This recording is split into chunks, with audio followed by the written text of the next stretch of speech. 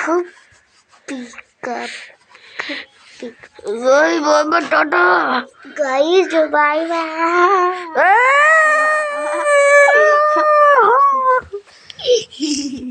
bye bye guys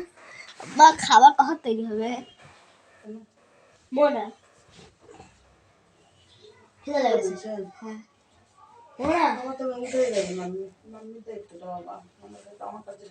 hello guys কেমন আছেন ভালো আছেন আমরা পরে চলে যাবো যে চ্যানেল খাওয়াটা করবো